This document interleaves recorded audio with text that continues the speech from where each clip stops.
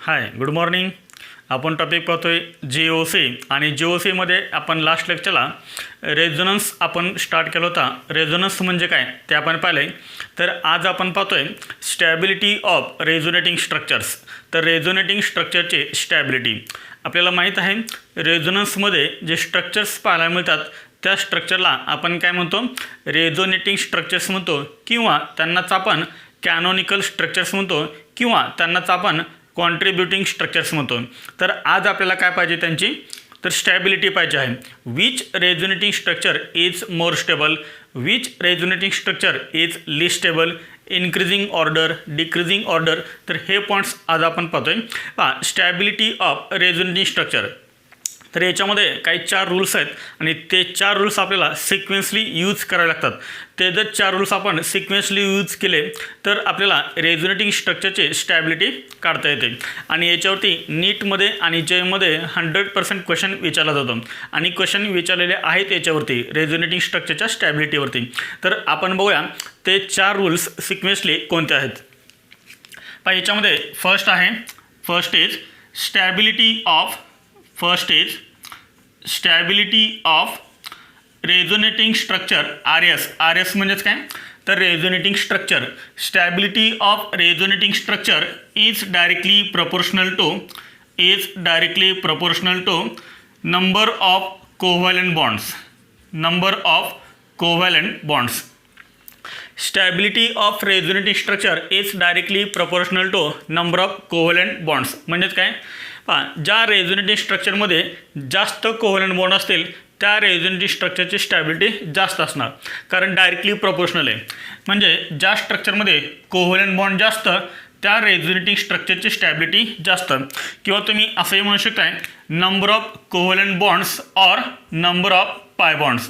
ज्या रेझोनेटिंग स्ट्रक्चर्समध्ये कोणते बॉन्ड जास्त असतील, पाय बॉन्ड जास्त असतील, त्या रेझोनेटिंग स्ट्रक्चरची स्टॅबिलिटी जास्त असेल. आपण एक एक्झाम्पल पाहूया म्हणजे लक्षात येईल. फॉर एक्झाम्पल, समजा हे एक्झाम्पल आहे CH2 double bond CH, single bond CH, double bond CH2. ह्या कंपाऊंडमध्ये आपल्याला रेझोनन्स पाहायला मिळेल का? येस, कारण याच्यामध्ये काय कॉन्जुगेशन, आणि कॉन्जुगेशनच्या आपण 6 कंडिशन सांगितलेल्या आहेत. याच्यामध्ये कोणती कंडिशन आहे, pi bond, sigma bond, pi bond. आणि pi bond, sigma bond, pi bond असेल तर याचा अर्थ कॉन्जुगेशन आहे, म्हणजेच त्याच्यामध्ये आपल्याला रेझोनन्स पाहायला मिळेल. आता काय होणार, याच्यामध्ये रेझोनन्स आपल्याला कसा पाहायला मिळेल. हे जे 2 पाय इलेक्ट्रॉन्स आहेत, हे 2 पाय इलेक्ट्रॉन्स ह्या 2 CHच्या मध्ये शिफ्ट होतील, ह्या 2 कार्बनच्या मध्ये शिफ्ट होतील. त्यामुळे काय होणार, ह्या कार्बन ॲटमची व्हॅलेन्सी काय होणार, डिस्टर्ब होणार. आणि त्यामुळे हे जे पाय इलेक्ट्रॉन्स आहेत ते पाय इलेक्ट्रॉन्स पुढच्या कार्बन ॲटमवरती शिफ्ट होतील. म्हणजे ह्या कार्बन ॲटमवरती चार्ज कोणता येणार, निगेटिव्ह चार्ज येणार, कारण हे 2 पाय इलेक्ट्रॉन्स ह्या कार्बन ॲटमवरती शिफ्ट झालेत. म्हणजे आपल्याला स्ट्रक्चर काय मिळेल, CH2 इथे राहील सिंगल बॉन्ड CH, इथे तयार होईल डबल बॉन्ड CH. हा बॉन्ड इथे शिफ्ट झाला म्हणजे इथे काय तयार होईल, डबल बॉन्ड. इथे कोणता राहील, सिंगल बॉन्ड. पुढे हे 2 इलेक्ट्रॉन्स ह्या कार्बन ॲटमवरती शिफ्ट झालेत म्हणजे इथे राहणार सिंगल बॉन्ड CH2. ह्या कार्बन ॲटमवरती हे 2 इलेक्ट्रॉन शिफ्ट झालेत आणि त्यामुळे याच्यावरती चार्ज कोणता येईल, निगेटिव्ह चार्ज येईल. आलं लक्षात. पण ह्या कार्बनची व्हॅलेन्सी किती झाली, 3 झाली. हा एक बॉन्ड आणि हे हायड्रोजन 2, आणि त्यामुळे ह्या कार्बन ॲटमवरती चार्ज कोणता येणार, पॉझिटिव्ह चार्ज येणार. तर हे झालं रेझोनेटिंग स्ट्रक्चर्स. तर हे आहे first structure. Suppose this is first structure and this is second structure. Which resonating structure is more stable, first structure और सेकंड स्ट्रक्चर. तर याच्यामध्ये आपल्याला 2 रेझोनेटिंग स्ट्रक्चर्स पाहायला मिळालेत. मग याच्यामध्ये मोर स्टेबल कोणतं आहे, फर्स्ट स्ट्रक्चर मोर स्टेबल आहे का सेकंड स्ट्रक्चर मोर स्टेबल आहे. आत्ताच आपण रूल सांगितला आहे, stability of resonating structure is directly proportional to number of pi bonds, number of covalent bonds. एकदम सिम्पल आहे. याच्यामध्ये पाय बॉन्ड काउंट करा. इथे एक पाय बॉन्ड आहे, इथे एक पाय बॉन्ड आहे. डबल बॉन्ड आठवतं ना, डबल बॉन्डमध्ये काय असतो, एक सिग्मा बॉन्ड असतो, एक पाय बॉन्ड असतो. म्हणजे इथे एक पाय बॉन्ड आहे आणि इथे एक पाय बॉन्ड आहे. इथे एक पाय बॉन्ड आहे आणि इथे एक पाय बॉन्ड आहे. म्हणजे टोटल किती पाय बॉन्ड झाले सांगा, 2 पाय बॉन्ड झाले. इथे पाय बॉन्ड फक्त इथंच आहे म्हणजे एकच पाय बॉन्ड आहे. आलं लक्षात. म्हणजे इथे 2 पाय बॉन्ड आहेत आणि ह्या स्ट्रक्चरमध्ये एक पाय बॉन्ड आहे. मग सांगा कोणतं स्ट्रक्चर मोर स्टेबल असेल, तर फर्स्ट स्ट्रक्चर मोर स्टेबल असेल, कारण फर्स्ट स्ट्रक्चरमध्ये पाय बॉन्ड जास्त. ज्या स्ट्रक्चरमध्ये पाय बॉन्ड जास्त त्या स्ट्रक्चरची स्टॅबिलिटी जास्त. म्हणजे असं आपल्याला लिहिता येईल.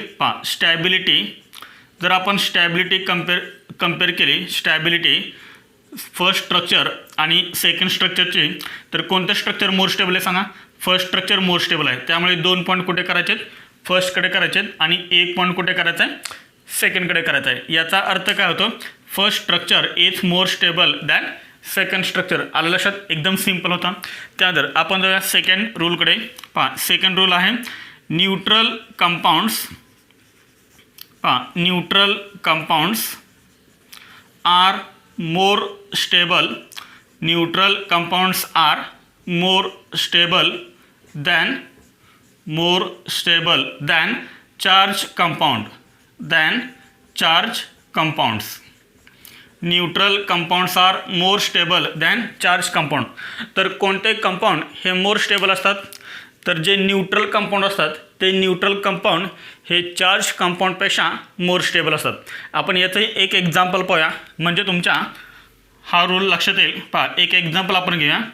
CH2 double bond CH single bond OH.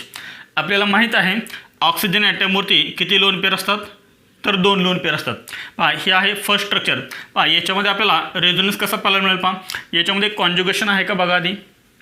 कॉन्जुगेशनच्या condition आपण 6 सांगितल्यात. त्यामधली एक कंडिशन कोणती आहे? तर pi bond sigma bond lone pair.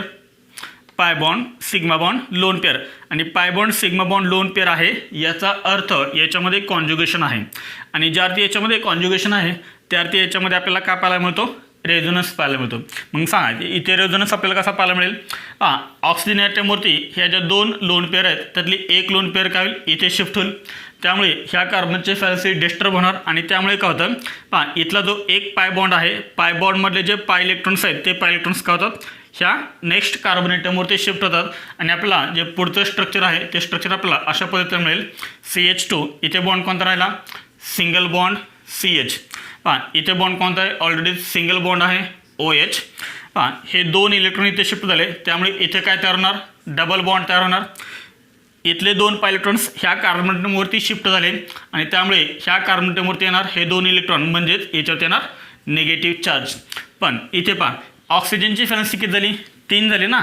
Hydrogen 1 आणि हा डबल बॉन्ड 2, म्हणजे हे 2 आणि हायड्रोजन 1 3. त्यामुळे ओव्हरते चार्ज कोण देणार?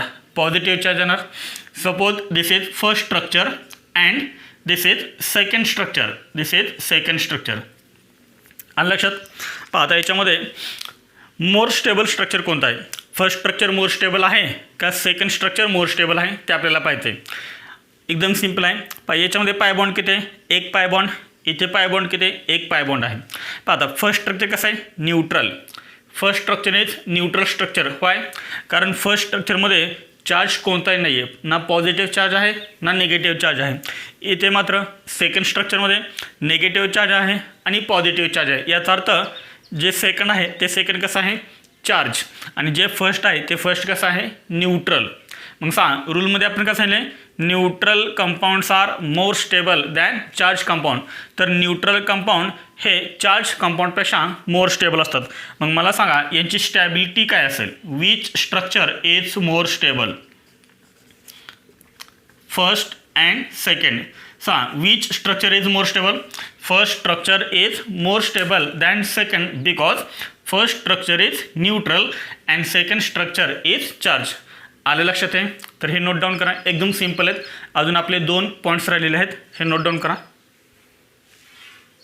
थर्ड पॉईंट आहे resonating structure is more stable. Resonating structure is more stable when negative charge is on the more electronegative atom. The resonating structure is more stable when negative charge is on the more electronegative atom. म्हणजे ज्या resonating स्ट्रक्चरमध्ये negative charge हा मोर इलेक्ट्रोनेगेटिव्ह ॲटमवरती आहे ते रेझोनेटिव्ह structure more stable असतं. आपण example पाहूया म्हणजे लक्षात येणार आहे. हां, एक्झाम्पल आहे CH2 single bond C double bond OH. हां, हे आपण स्ट्रक्चर घेतले. याच्यामध्ये कॉन्जुगेशन आहे का ते एकदा चेक करा. आहे का याच्यामध्ये कॉन्जुगेशन? येस. तर याच्यामध्ये कॉन्जुगेशन आहे. पहा इथे काय आहे, पाय बॉन्ड आहे, नंतर सिग्मा बॉन्ड आहे आणि नंतर निगेटिव्ह चार्ज आहे. Pi bond sigma bond negative charge याचा अर्थ कॉन्जुगेशन आहे. म्हणजे याच्यामध्ये आपल्याला रेझोनन्स पाहायला मिळेल. पहा हे जे 2 इलेक्ट्रॉन्स आहेत ते 2 इलेक्ट्रॉन कुठे शिफ्ट होणार सांगा. तर ते 2 इलेक्ट्रॉन्स इथे शिफ्ट होणार. त्यामुळे ह्या CH2 मध्ये आणि ह्या C मध्ये काय तयार होईल पहा, डबल बॉन्ड तयार होईल. इथे डबल बॉन्ड तयार झाल्यामुळं ह्या साईडची व्हॅलन्सी डिस्टर्ब होणार, पाच होणार आणि त्यामुळे काय होणार तर कार्बन आणि ऑक्सिजनमध्ये डबल बॉन्ड आहे. डबल बॉन्डमध्ये एक बॉन्ड कोणता असतो, पाय बॉन्ड असतो.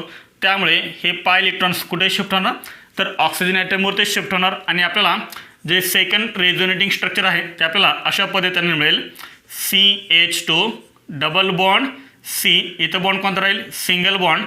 ओवरती इलेक्ट्रॉन शिफ्ट झाले त्यामुळे ओवरती चार्ज कोणता येईल निगेटिव्ह चार्ज आणि तो असेल हा H. आलं लक्षात आहे.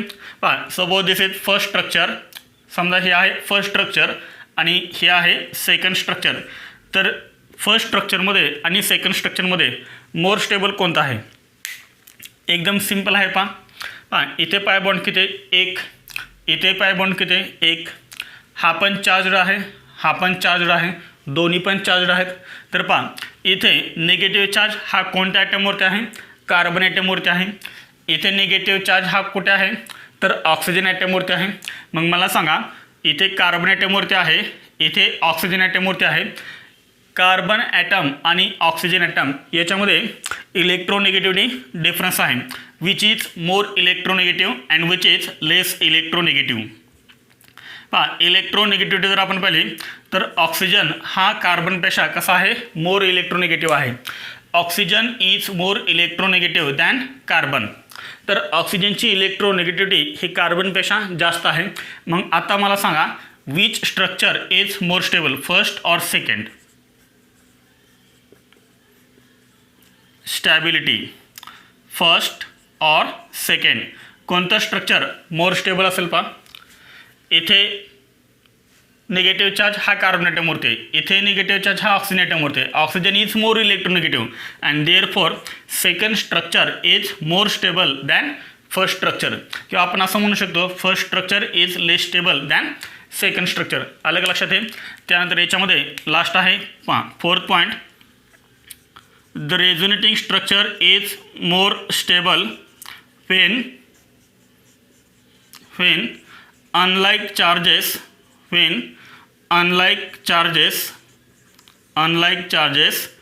close to each other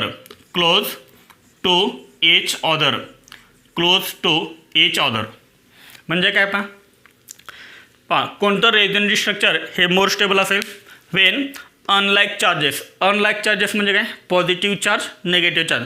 like charges म्हणजे काय पॉझिटिव्ह किंवा निगेटिव्ह त्यांना आपण म्हणतो लाईक चार्जेस. आणि अनलाईक चार्जेस म्हणजे काय positive negative. When unlike charges close to each other. ज्या रेझोनेटिव्ह स्ट्रक्चरमध्ये अनलाईक चार्जेस क्लोज असतील जवळ असतील ते रेझोनेटिव्ह स्ट्रक्चर कसं असेल मोर स्टेबल असेल.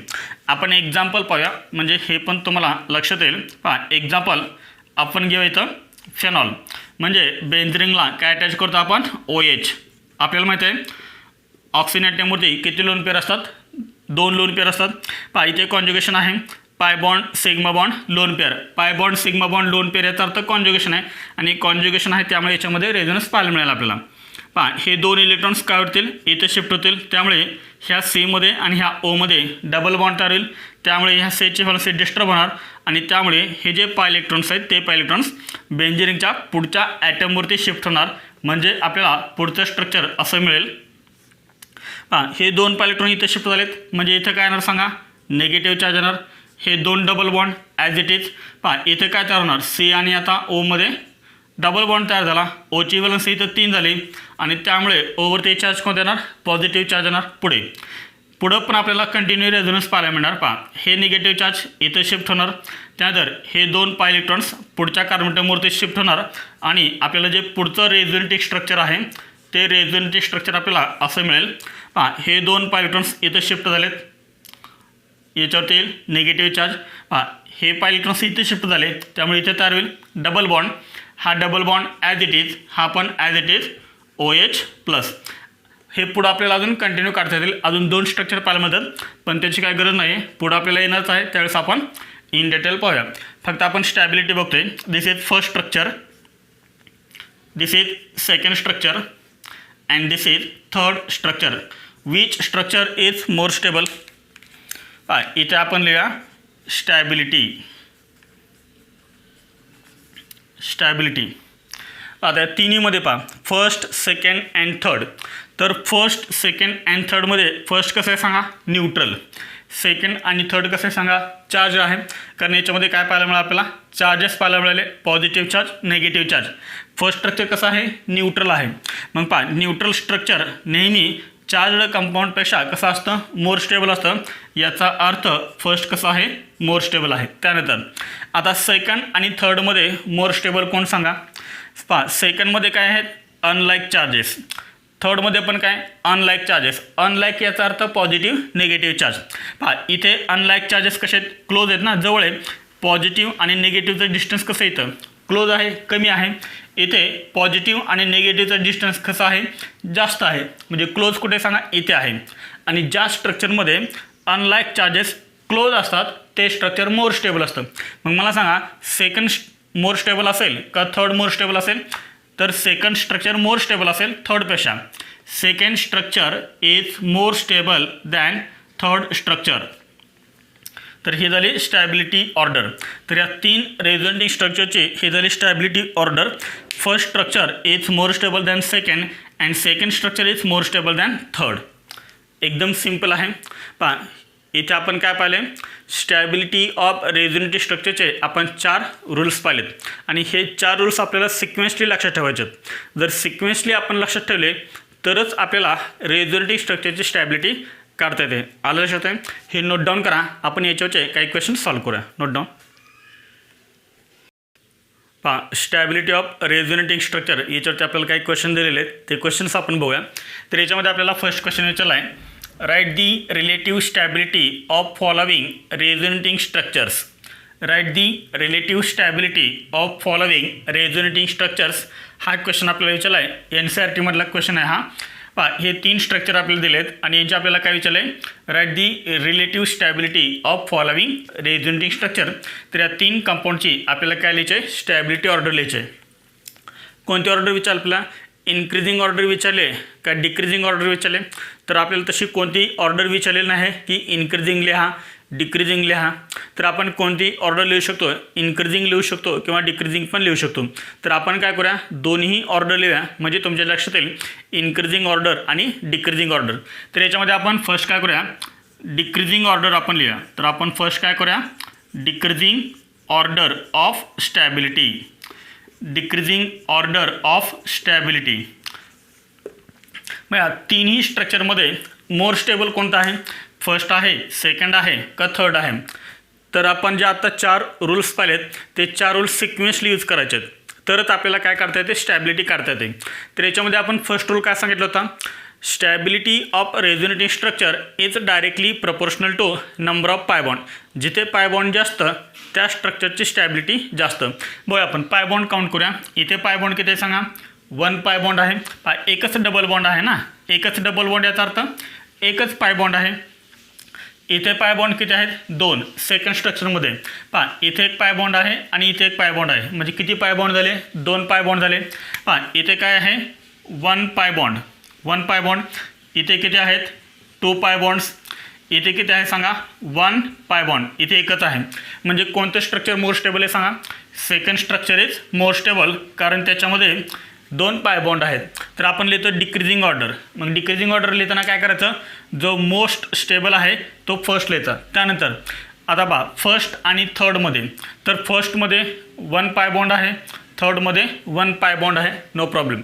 तर आपण काय करूया आता, सेकंड रूलकडे जाऊया. सेकंड रूल कोणता होता सांगा, neutral compounds are more stable than charge compounds. Neutral compounds are more stable than charge compounds.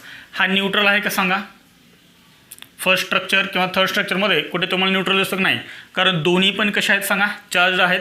First पण चार्ज आहे, पॉझिटिव्ह निगेटिव्ह आहे. थर्ड पण चार्ज आहे, पॉझिटिव्ह निगेटिव्ह आहे. म्हणजे आपल्याला सेकंड रूलवरून आपल्याला यांची स्टॅबिलिटी काढता येईल का, नाही काढता येणार. तर आपण काय करूया, थर्ड रूलकडे जाऊया. थर्ड रूल आपल्याला काय सांगतो, more stable resonant structure more stable कधी असतं, more stable when negative charge is on the more electronegative atom. हा आपण थर्ड रूल पाहिला होता. थर्ड रूल कोणता पाहिला होता, more stable when negative charge is on the more electronegative atom. म्हणजे मोर इलेक्ट्रोनेगेटिव्ह ॲटमवरती जर समजा निगेटिव्ह चार्ज असेल तर ते स्ट्रक्चर मोर स्टेबल असतं. आता आपण बघूया फर्स्ट आणि थर्डमध्ये. मला सांगा, फर्स्ट स्ट्रक्चरमध्ये निगेटिव्ह चार्ज हा कोणत्या ॲटमवरती आहे, ऑक्सिजन ॲटमवरती आहे, आलं लक्षात. थर्ड स्ट्रक्चरमध्ये निगेटिव्ह चार्ज हा कोणत्या ॲटमवरती आहे, तर कार्बन ॲटमवरती आहे. फर्स्ट स्ट्रक्चरमध्ये निगेटिव्ह चार्ज हा ऑक्सिजन ॲटमवरती आहे आणि थर्ड स्ट्रक्चरमध्ये निगेटिव्ह चार्ज हा कार्बन ॲटमवरती आहे. Which is more electronegative, oxygen मोर इलेक्ट्रोनेगेटिव्ह आहे का कार्बन मोर इलेक्ट्रोनेगेटिव्ह आहे, तर ऑक्सिजन मोर इलेक्ट्रोनेगेटिव्ह आहे. आणि त्यामुळे ज्या स्ट्रक्चरमध्ये निगेटिव्ह चार्ज हा मोर इलेक्ट्रोनेगेटिव्ह ॲटमवरती असतो ते स्ट्रक्चर मोर स्टेबल असतं. म्हणजे इथे कोणतं स्ट्रक्चर मोर स्टेबल असेल सांगा, फर्स्ट स्ट्रक्चर मोर स्टेबल असेल आणि लास्ट असेल third. And this is stability order. Second structure is more stable than first structure and first structure is more stable than third. तर ही आपण कोणती ऑर्डर लिहिली, decreasing order लिहिली. आणि जर समजा तुम्हाला इन्क्रीजिंग लिहा जर असं विचारलं असतं तर काय केलं असतं, इन्क्रीजिंग लिहिताना काय करायचं, जो लेस स्टेबल आहे तो फर्स्ट लिहायचा. लेस स्टेबल कोण आहे सांगा, तर लेस स्टेबल आहे थर्ड, त्यामुळे तो फर्स्ट लिहायचा थर्ड. त्यानंतर काय लिहायचा, थर्डपेक्षा मोर स्टेबल कोण आहे, तर थर्डपेक्षा मोर स्टेबल आहे 1. त्यामुळे काय करायचं, थर्डकडे 1 पॉईंट करायचा आणि सेकंडकडे 2 पॉईंट करायचे. तर याचा अर्थ काय झाला, second is more stable than third, किंवा असं लिहू शकतो आपण, third is less stable than second. त्यानंतर आणि मोर स्टेबल कोण आहे सांगा, फर्स्ट. तर हे झाली इन्क्रीजिंग ऑर्डर, आलं लक्षात. तर ही आहे डिक्रीजिंग ऑर्डर आणि ही आहे इन्क्रीजिंग ऑर्डर. तर हा आपल्याला क्वेश्चन NCERTमध्ये दिलेला आहे. त्यानंतर आपण काय करूया, सेकंड क्वेश्चनकडे जाऊया. The correct stability order of following resonating structure is. तर आपल्याला हे 4 रेझोनेटिंग स्ट्रक्चर दिलेले आहेत आणि हा जो क्वेश्चन आहे तो IIT 2009मध्ये विचारला आहे. बघा, IIT 2009ला याच्यावरती क्वेश्चन विचारला आहे, स्टॅबिलिटी ऑफ रेझोनेटिंग स्ट्रक्चर. खूप इम्पॉर्टंट पॉईंट आहे, नीटमध्ये पण याच्यावरती क्वेश्चन विचारतात. पहा, हे 4 स्ट्रक्चर दिलेले आहेत आणि आपल्याला ह्या ऑर्डर दिलेले आहेत ऑप्शनमध्ये. मला सांगा बरं, हे जे तुम्हाला ऑप्शन दिलेले आहेत त्या ऑप्शनमध्ये तुम्हाला कोणती ऑर्डर दिले, डिक्रीजिंग ऑर्डर दिले का इन्क्रीजिंग ऑर्डर दिले, सांगा बरं एकदा. तर कोणती ऑर्डर दिले तुम्हाला, डिक्रीजिंग ऑर्डर दिलेले आहे. कोणती ऑर्डर दिले, डिक्रीजिंग ऑर्डर दिलेलं आहे. म्हणजे तुम्हाला ह्या 4मध्ये तुम्हाला फर्स्ट असं स्ट्रक्चर चूज करावं लागणार आहे की त्या स्ट्रक्चरची स्टॅबिलिटी सर्वात जास्त आहे. मग आपण बघूया स्टॅबिलिटी सर्वात जास्त कोणाची. तर आपण काय करूया, फर्स्ट रूल आपण यूज करूया. कोणता आहे फर्स्ट रूल सांगा, stability of resonating structure is directly proportional to number of pi bond. जिथे पाय बॉन्ड जास्त त्याची स्टॅबिलिटी जास्त. आपण आधी पाय बॉन्ड काउंट करूया. सांग, इथे पाय बॉन्ड किती आहेत, इथे एक पाय बॉन्ड, इथे एक पाय बॉन्ड, म्हणजे किती पाय बॉन्ड झाले सांगा, 2 पाय बॉन्ड झाले. पहा, इथे मात्र एकच पाय बॉन्ड आहे सेकंड स्ट्रक्चरमध्ये. पहा, थर्ड स्ट्रक्चरमध्ये ट्रिपल बॉन्ड नाही, तर नायट्रोजनमध्ये काय ट्रिपल बॉन्ड. आणि आपण स्टार्टिंगलाच पाहिलं होतं, ट्रिपल बॉन्डमध्ये एक सिग्मा बॉन्ड असतो आणि 2 पाय बॉन्ड असतात. म्हणजे इथे पाय बॉन्ड किती सांगा, 2 पाय बॉन्ड आहेत. इथे सांगा एकच पाय बॉन्ड आहे, 1 पाय बॉन्ड. मग सांग, मोर स्टेबल कोण असेल, एकतर फर्स्ट स्ट्रक्चर मोर स्टेबल असेल किंवा एकतर थर्ड स्ट्रक्चर मोर स्टेबल असेल. म्हणजे हे 2 स्ट्रक्चर कसे सांगा, स्टेबल आहेत आणि सेकंड आणि फोर्थ हे कसे आहेत, लेस स्टेबल आहेत. आलं लक्षात. आता आपण काय करूया, फर्स्टमध्ये पण 2 पाय बॉन्ड आहेत, थर्डमध्ये पण 2 पाय बॉन्ड आहेत. मग आता यांची स्टॅबिलिटी तुम्ही कशी करणार. आता पाय बॉन्डनुसार जर बघितलं तर फर्स्टमध्ये पण 2 पाय बॉन्ड आहेत आणि थर्डमध्ये पण 2 पाय बॉन्ड आहेत. तर काय करायचं मग, तर पुढच्या रूलकडे जायचं. पुढचा रूल काय सांगतो, neutral compounds are more stable than charge compound. Neutral आहे का बघा, फर्स्ट न्यूट्रल आहे का, नाही. थर्ड न्यूट्रल आहे का, नाही. दोघं पण काय चार्ज आहेत. मग त्यानंतर आपण काय करूया, नेक्स्ट रूलकडे आपण जाऊया. नेक्स्ट रूल काय सांगतो, more stable when electronegative atom is on the more electronegative atom. त्या रूलनुसार करता येते का. इथे पहा, फर्स्टमध्ये निगेटिव्ह चार्ज हा नायट्रोजन ॲटमवरती आहे आणि थर्डमध्ये निगेटिव्ह चार्ज हा कार्बन ॲटमवरती आहे. कार्बन आणि नायट्रोजन याच्यामध्ये मोर इलेक्ट्रोनेगेटिव्ह कोण आहे? तर नायट्रोजन हा मोर इलेक्ट्रोनेगेटिव्ह आहे कार्बनपेक्षा. नायट्रोजन हा कार्बनपेक्षा मोर इलेक्ट्रोनेगेटिव्ह आहे आणि त्यामुळे फर्स्ट स्ट्रक्चरची स्टॅबिलिटी ही थर्डपेक्षा कशी येणार? जास्त येणार. याचाच अर्थ first structure is more stable than third. बा असा ऑप्शन कुठं दिसतोय तुम्हाला? तर असा ऑप्शन ए आहे का? First is more stable than second आहे. सी पण नाही आहे, डी पण नाही, तर बी आहे. First is more stable than third. आलं लक्षात? पुढे म्हणजे आपला ऑप्शन कोणता करेक्ट आहे सांगा? बी ऑप्शन आहे. पण राहिलेल्या दोन स्ट्रक्चरचे पण आपण स्टॅबिलिटी काय करूया? काढूया. पहा बी आन्सर इज करेक्ट. पहा 1 नंतर 3. आता राहिले कोणते दोन? सेकंड आणि फोर्थ. तर सेकंड आणि फोर्थमध्ये किती पाय बॉन्ड आहे? 1 पाय बॉन्ड. इथेही किती आहे? 1 पाय बॉन्ड. हा पण चार्ज आहे, हा पण चार्ज आहे. तर आपण पुढच्या रूलकडे जा. थर्ड रूल कोणता सांगतो? More stable when negative charge is on the more electronegative atom. इथे निगेटिव्ह चार्ज पहा नायट्रोजन ॲटमवरती आहे, इथे निगेटिव्ह चार्ज हा कार्बन ॲटमवरती आहे. म्हणजेच सेकंड स्ट्रक्चर हे फोर्थ स्ट्रक्चरपेक्षा कसं असेल? मोर स्टेबल असेल. म्हणजे second is more stable than fourth. अलग लक्षात पहा. तर कोणता ऑप्शन करेक्ट आहे? बी ऑप्शन करेक्ट आहे. तर एकदम सिंपल आहे. अलग लक्षात हे सर्वांच्या एकदम सिंपल क्वेश्चन आपल्याला विचारला होता IIT 2009मध्ये. तर हे नोट डाऊन करा. आपण राहिलेले क्वेश्चन्स बघूया. हां थर्ड क्वेश्चन दिलेला आहे आणि तो क्वेश्चन आपल्याला विचारला आहे IIT 2007मध्ये. तो क्वेश्चन आपण बघूया. हां क्वेश्चन काय आहे? Among the following the list stable resonating structure is. Among the following the list resonating structure is. Among the following the list stable resonating structure is. तर खाली हे जे आपल्याला 4 स्ट्रक्चर दिलेले आहेत, तर ह्या 4 स्ट्रक्चरपैकी आपल्याला कोणतं स्ट्रक्चर विचारलं आहे? तर लिस्ट स्टेबल, याचा अर्थ लेस स्टेबल रेझोनेटिंग स्ट्रक्चर आपल्याला विचारलेलं आहे. हा क्वेश्चन विचारला आहे IIT 2007मध्ये आणि हे क्वेश्चन विचारतात आपल्या JEE मेन्समध्ये, नीट एक्झाममध्ये विचारतात. तर आपण फर्स्ट काय करूया? जे आपण 4 रूल पाहिले ते 4 रूल्स आपण सिक्वेन्सली पाहूया. तर फर्स्ट आपलं काय होतं सांगा? Stability of resonating structure is directly proportional to number of pi bonds. Pi bond याच्यामध्ये किती आहेत? 1 2 2 पाय बॉन्ड. याच्यामध्ये 1 2 2 पाय बॉन्ड. याच्यामध्ये 1 2 2 पाय बॉन्ड. याच्यामध्ये 1 2 2 पाय बॉन्ड. याचा अर्थ ह्या 4ही स्ट्रक्चरमध्ये पाय बॉन्ड किती आहेत? 2. मग आपल्याला याच्यावरून काढता येईल का? Which is more stable, which is list stable. List म्हणजे लेस स्टेबल. काढता येईल का? तर नाही काढता येणार. तर आपण काय करूया मग? पुढच्या रूलकडे जाऊया. पुढचा रूल आपल्याला काय सांगतो? Neutral compounds are more stable than charge compound. तर न्यूट्रल कंपाऊंड हे चार्ज कंपाऊंडपेक्षा मोर स्टेबल असतात. पण याच्यामध्ये न्यूट्रल आहे का कोणता स्ट्रक्चर? पहा नाही. इथेही चार्ज आहेत, पॉझिटिव्ह निगेटिव्ह चार्जेस आहेत. इथेही पॉझिटिव्ह निगेटिव्ह चार्ज आहे, पॉझिटिव्ह निगेटिव्ह चार्ज आहे. इथेही पॉझिटिव्ह निगेटिव्ह चार्ज आहे. म्हणजे सेकंड रूलवरून सुद्धा आपल्याला स्टॅबिलिटी काढता येत नाही. तर आपण काय करूया मग? थर्ड रूलकडे जाऊया. थर्ड रूल काय सांगतो? More stable resonating structure is more stable when the negative charge is on the more electronegative atom. जर मोर इलेक्ट्रोनेगेटिव्ह ॲटमवरती नेगेटिव्ह चार्ज असेल तर ते स्ट्रक्चर मोर स्टेबल असतं. बरोबर? तर आपण बघूया निगेटिव्ह चार्ज फर्स्ट स्ट्रक्चरमध्ये कुठे आहे? पहा इथे निगेटिव्ह चार्ज आहे ऑक्सिजन ॲटमवरती आणि कार्बन ॲटमवरती आहे पण आहे. म्हणजे निगेटिव्ह चार्ज हा मोर इलेक्ट्रोनेगेटिव्ह ॲटमवरती आहे. इथे कार्बन ॲटम आणि ऑक्सिजन म्हणजे ऑक्सिजन हा मोर इलेक्ट्रोनेगेटिव्ह आहे आणि त्यामुळे हे पण आहे. इथे पहा negative charge is on the more electronegative oxygen. Here negative charge is on the more electronegative atom. म्हणजे इथं पहिले 3ही रूल कसे आहेत? 4ही स्ट्रक्चरमध्ये सेम आहेत. तर आपण काय करूया? लास्ट स्ट्रक्चरमध्ये जाऊया. लास्ट रूलमध्ये जाऊया. तर लास्ट रूल आपल्याला काय सांगतो? The resonating structure is more stable when unlike charges are close to each other. जेव्हा अनलाईक चार्जेस क्लोज असतात तेव्हा ते स्ट्रक्चर मोर स्टेबल असतं. अनलाईक म्हणजे काय सांगा बरं? तर अनलाईक म्हणजे पॉझिटिव्ह आणि निगेटिव्ह चार्ज यांना म्हणतो आपण अनलाईक चार्जेस. तर ते क्लोज असायला पाहिजे तर ते स्ट्रक्चर कसं असतं? मोर स्टेबल असतं. आपण पाहूया फर्स्ट एमध्ये बघूया.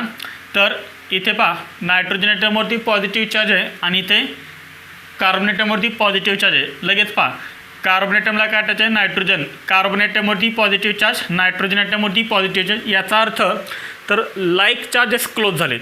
मग मला सांगा लाईक चार्जेस जर क्लोज असतील तर ते स्ट्रक्चर कसं असेल? आपण काय सांगितलं आहे, अनलाईक चार्जेस जर क्लोज असतील तर ते मोर स्टेबल, आणि जर लाईक चार्जेस क्लोज असतील तर लेस स्टेबल. बरोबर, त्याच्या अपोजिट. म्हणजे इथं काय आहे, लाईक चार्जेस क्लोज आहेत आणि त्यामुळे ए स्ट्रक्चर हे कसं आहे, लेस स्टेबल. बाकी कुठेही पाहा तुम्ही positive negative, negative positive, positive negative close आहेत म्हणजे हे मोर स्टेबल आहे ना.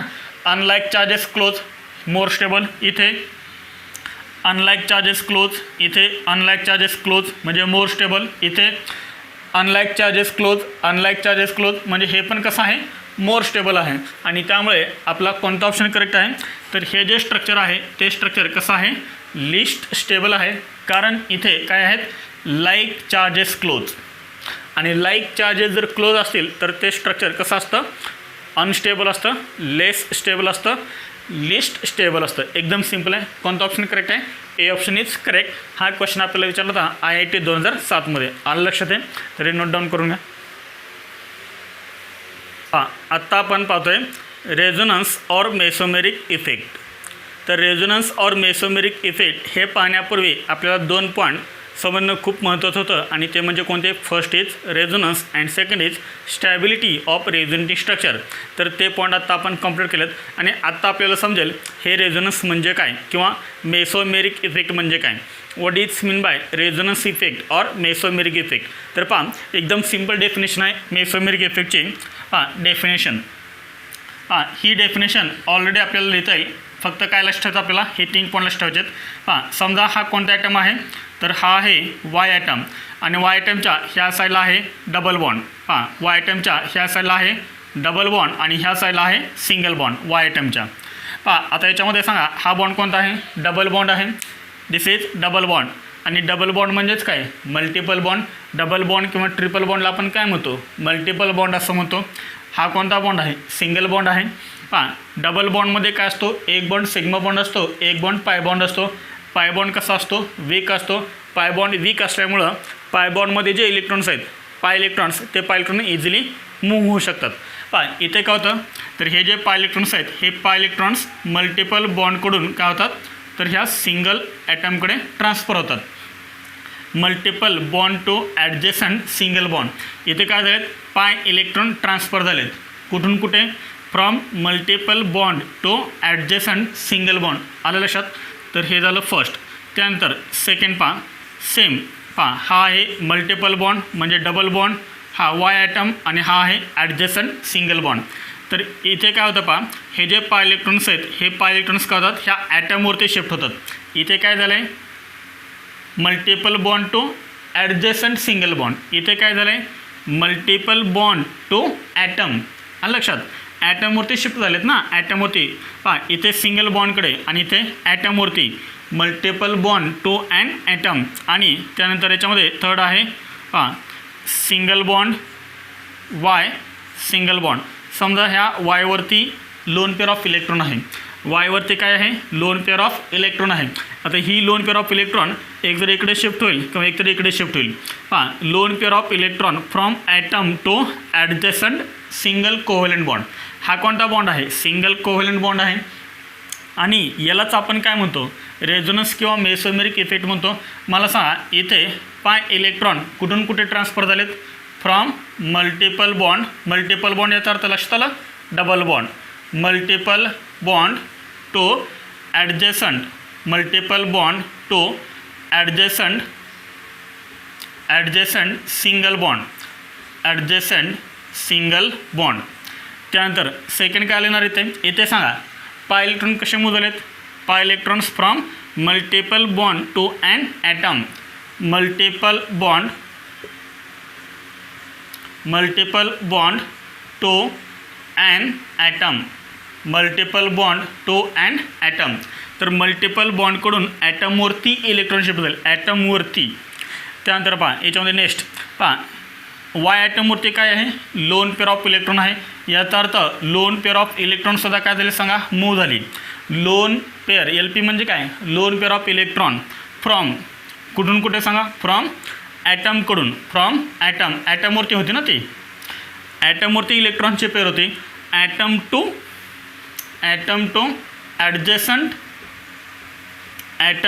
ॲडजेसंट सिंगल बॉन्ड, सिंगल बॉन्ड आणि यालाच आपण काय म्हणतो मेसोमेरिक इफेक्ट किंवा रेझोनन्स इफेक्ट. मग आता ॲक्च्युअल डेफिनेशन आपल्याला काय सांगतील पहा. रेझोनन्स हा जो इफेक्ट आहे तो इफेक्ट कोणता आहे सांगा. परमनंट इफेक्ट आहे. हे आपण पाठीमागच पाहिले. किती परमनंट इफेक्ट आहेत सांगा. तर परमनंट इफेक्ट 3 आहेत. इंडक्टिव्ह इफेक्ट, हायपर कॉन्जुगेशन आणि रेझोनन्स इफेक्ट. पहा रेझोनन्स इफेक्ट म्हणजेच मेसोमेरिक इफेक्टची आपण डेफिनेशन काय लिहितो आहे. The permanent effect in which pi electrons, कोणते इलेक्ट्रॉन मूव्ह झाले सांगा. पाय इलेक्ट्रॉन्स ना. आणि लोन पेअर डबल बॉन्डमध्ये एक बॉन्ड कोणता असतो सिग्मा बॉन्ड, एक बॉन्ड पाय बॉन्ड. कोणते इलेक्ट्रॉन नेहमी मूव्ह होतात तर पाय इलेक्ट्रॉन नेहमी मूव्ह होतात कारण पाय बॉन्ड कसा असतो वीक असतो. The permanent effect in which pi electrons are transferred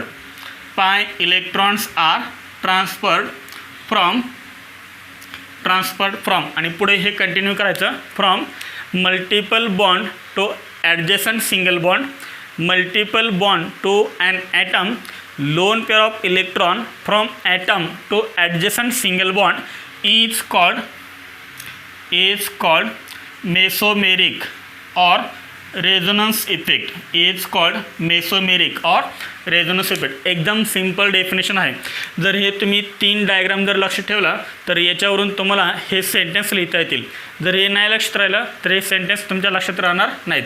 एकदम सिंपल आहे. कोणते इलेक्ट्रॉन ट्रान्सफर होतात तर पाय इलेक्ट्रॉन ट्रान्सफर होतात आणि कुठून कुठे ट्रान्सफर होतात ते जर तुम्हाला लक्षात ठेवायचं असेल तर तुम्हाला 3 डायग्राम फक्त लक्षात ठेवायचे. आता आपण काय करूया कंप्लीट डेफिनेशन पाहूया रेझोनन्सची. Mesomeric effect. What is mean by mesomeric effect. The permanent effect in which pi electrons are transferred from multiple bond to adjacent single bond, multiple bond to an atom, lone pair of electron from atom to adjacent single bond is called mesomeric or resonance effect. एकदम simple definition आहे mesomeric इफेक्टची. आलं लक्षात. तरी definition note down करा. याचे काय आपण इम्पॉर्टंट पॉईंट्स पाहूया. आत्ता आपण पाहिली रेझोनन्स इफेक्टची डेफिनेशन म्हणजेच मेसोमेरिक इफेक्टची डेफिनेशन. आता आपण पाहतोय मेसोमेरिक इफेक्टचे काही इम्पॉर्टंट पॉईंट्स. तर याच्यामध्ये आपण फर्स्ट पॉईंट बघूया. First point it is permanent effect. हा जो इफेक्ट आहे तो इफेक्ट कसा आहे सांगा. It is permanent effect. हा जो इफेक्ट आहे तो आहे permanent effect. It is permanent effect. Mesomeric effect हा परमनंट इफेक्ट आहे. त्यानंतर याच्यामध्ये second point occurs in unsaturated compounds. तर हा आपल्याला कोणत्या कंपाऊंडमध्ये पाहायला मिळतो सांगा. तर अनसॅच्युरेटेड कंपाऊंड्स. मला सांगा अनसॅच्युरेटेड कंपाऊंड म्हणजे कोणते असतात. ज्या कंपाऊंड्समध्ये कार्बन कार्बन डबल बॉन्ड असतो किंवा कार्बन कार्बन ट्रिपल बॉन्ड असतो. म्हणजे थोडक्यात काय डबल बॉन्ड कोणते डबल बॉन्ड असतो द्या डबल बॉन्ड ट्रिपल बॉन्डेड जे कंपाऊंड असतात ते कंपाऊंड कोणते असतात अनसॅच्युरेटेड कंपाऊंड असतात.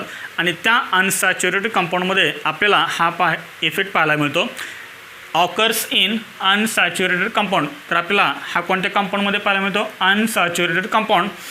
आणि ब्रॅकेटमध्ये लिहितं specially in conjugated compounds.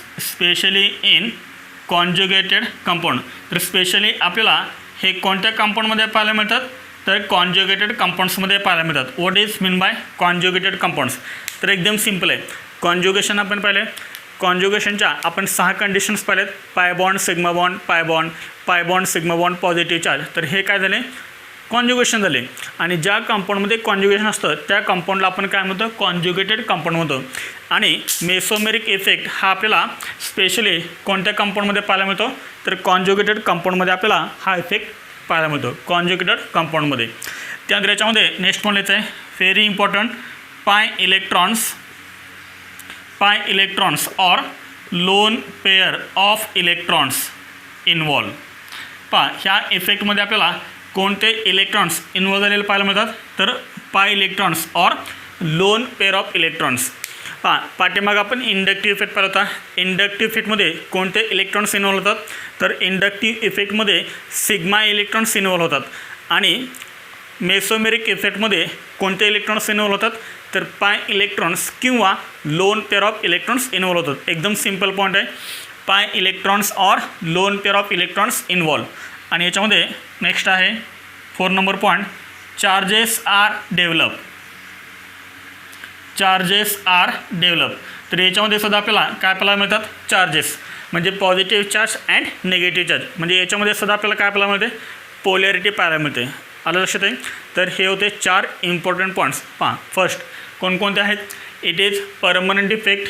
Second is it occurs in unsaturated compounds especially in conjugated compounds. Then third point is pi electrons or lone pair of electrons involved. And fourth is charges are developed. तर हे note down करा. Mesomeric इफेक्टचे आपण काय पाहूया, types पाहूया. Note down. हां, new point आहे टाईप्स ऑफ रेझोनन्स इफेक्ट और टाईप्स ऑफ मेसोमेरिक इफेक्ट. तर मेसोमेरिक इफेक्टचे टाईप्स. तर याच्यामध्ये आपण फर्स्ट लिहितो आहे, पहा mesomeric effect. First is mesomeric effect. पहा मेसोमेरिक इफेक्टचे टाईप्स किती आहेत. पण याच्यामध्ये फर्स्ट आपल्याला टाईप लिहायचे आहेत. There are 2 types of mesomeric effect. तर मेसोमेरिक इफेक्टचे 2 टाईप्स आहेत. तर याच्यामध्ये फर्स्ट आहे positive. First is positive mesomeric effect. आणि पॉझिटिव्ह मेसोमेरिक इफेक्ट हा कसा डिनोट करतात, पॉझिटिव्ह म्हणजे प्लस काढायचं मेसोमेरिक यम आणि पुढे लिहायचं इफेक्ट, प्लस यम इफेक्ट म्हणजेच positive mesomeric effect. And second effect is negative mesomeric. Second is negative mesomeric effect. And negative mesomeric effect हे शॉर्टमध्ये कसं लिहितात, minus M effect. Minus M effect म्हणजेच काय, निगेटिव्ह मेसोमेरिक इफेक्ट. तर हे होते 2 टाईप मेसोमेरिक इफेक्टचे. There are 2 types of mesomeric effect. First is positive mesomeric effect and second is negative mesomeric effect, that is plus M effect and minus M effect. Pi जेईमध्ये आणि नीटमध्ये याच्यावरती पण आपल्याला जास्त क्वेश्चन विचारतात. पहा हा सर्वात इम्पॉर्टंट इफेक्ट आहे. व्हेरी इम्पॉर्टंट इफेक्ट कोणता, मेसोमेरिक इफेक्ट. आणि त्याचे हे 2 टाईप्स. कारण हे 2 टाईप आपल्याला खूप महत्त्वाचे आहेत. कारण त्याच्यावरती आपल्याला क्वेश्चन्स विचारतात. ऑर्गॅनिक केमिस्ट्रीचे बरेचसे कॉन्सेप्ट हे प्लस एम आणि मायनस एम इफेक्टवरती डिपेंड आहेत. तर हे तुम्ही नोट डाऊन करा. आणि प्लस एम इफेक्ट म्हणजे काय आणि मायनस यम इफेक्ट म्हणजे काय हे आपण नेक्स्ट लेक्चरला पाहणार आहेत. त्यापूर्वी मी तुम्हाला आज काय करणार आहे, क्वेश्चन देणार आहे होमवर्कसाठी. तो क्वेश्चन तुम्ही नोट डाऊन करायचा आहे आणि तो क्वेश्चन तुम्ही घरी सॉल्व करा. फर्स्ट हे नोट डाऊन करून घ्या. हां, तुम्हाला एक क्वेश्चन होमवर्कसाठी दिलेला आहे आणि तो क्वेश्चन आहे write the stability order of following resonating structure. तर खाली तुम्हाला 3 रेझोनेटिंग स्ट्रक्चर दिलेले आहेत आणि याचे तुम्हाला काय लिहायचे आहे, स्टॅबिलिटी ऑर्डर लिहायचे आहे. कोणती स्टॅबिलिटी ऑर्डर लिहायची आहे, तर दोन्ही लिहायचे आहेत. इन्क्रीजिंग ऑर्डर पण लिहा आणि डिक्रीजिंग ऑर्डर पण लिहा. दोन्ही ऑर्डर लिहायचे आहेत, इन्क्रीजिंग ऑर्डर आणि डिक्रीजिंग ऑर्डर.